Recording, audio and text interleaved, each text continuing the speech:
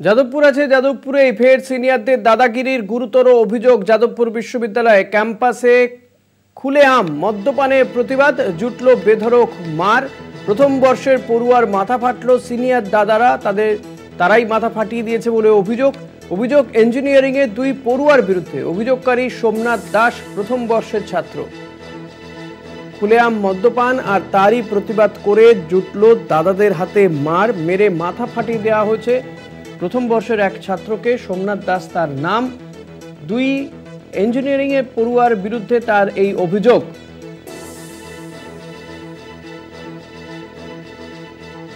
শুভঙ্কর মন্ডল রয়েছেন আমার সঙ্গে টেলিফোনে। শুভঙ্কর, কি আপডেট রয়েছে এই বিষয়ে? দেখো, তোমার জানি কি যে ওই পড়ুয়ার তরফ থেকে কিন্তু অভিযোগ ইতিমধ্যে দায়ের করা হচ্ছে থানায় এবং যাদবপুর বিশ্ববিদ্যালয় কর্তৃপক্ষের কাছে।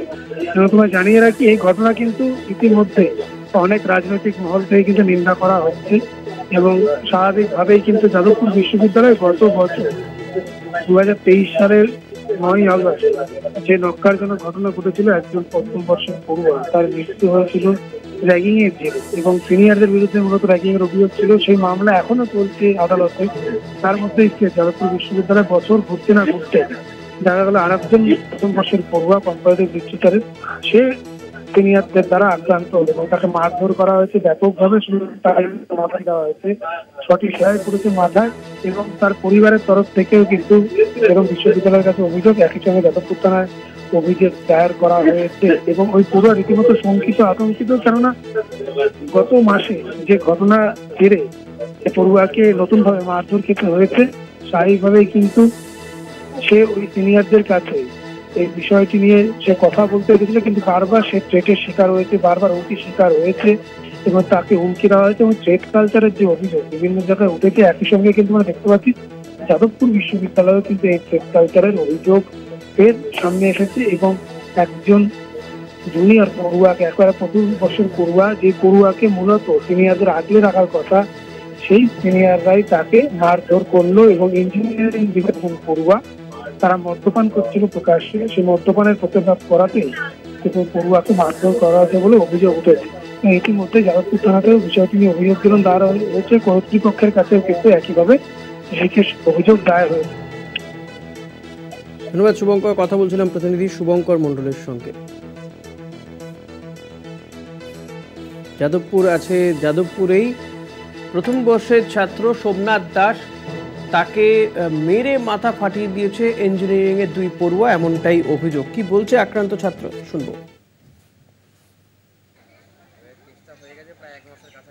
বিষয়টা হচ্ছে, দুটি ছেলে ওই রাতে, যেদিন আমাদের এডিবিতে ক্যান্ডেল মার্চ হয়, ওই রাতে দুটি ছেলে প্রিন্স ঝা এবং সৃজন সর্দার, এই দুজন ওখানে মদ পান করছিল। এবারে ওদের মদ খাওয়া হয়ে গিয়ে ওরা একটুখানি, আমাদের কয়েকটা দাদারা ওখানে বসে আড্ডা মারছিল।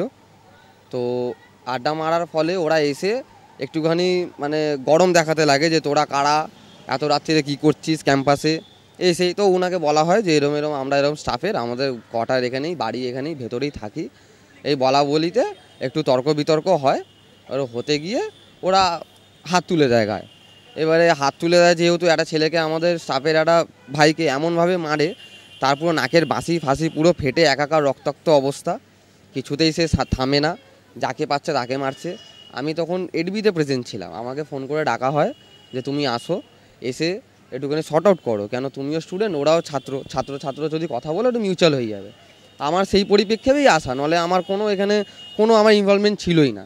আমি জাস্ট এসছি বলে আমি ওদের কাছে ওটাই ভিলেন হয়ে গেছি। শুনলেন আক্রান্ত পড়ুয়া তার বক্তব্য এবং তাকে মেরে মাথা ফাটিয়ে দিয়েছে দুই ইঞ্জিনিয়ারিং এর পড়ুয়া। ইতিমধ্যেই অভিযোগ দায়ের করা হয়েছে আক্রান্ত ছাত্রের পক্ষ থেকে। যাদবপুর আছে যাদবপুরেই এবং সেই ছবি বারবার দেখা যাচ্ছে। খুলেআম মদ্যপান আর সেই মদ্যপানের প্রতিবাদ করাতেই সিনিয়র দাদাদের হাতে মার জুটল এক প্রথম বর্ষের ছাত্রের কপালে।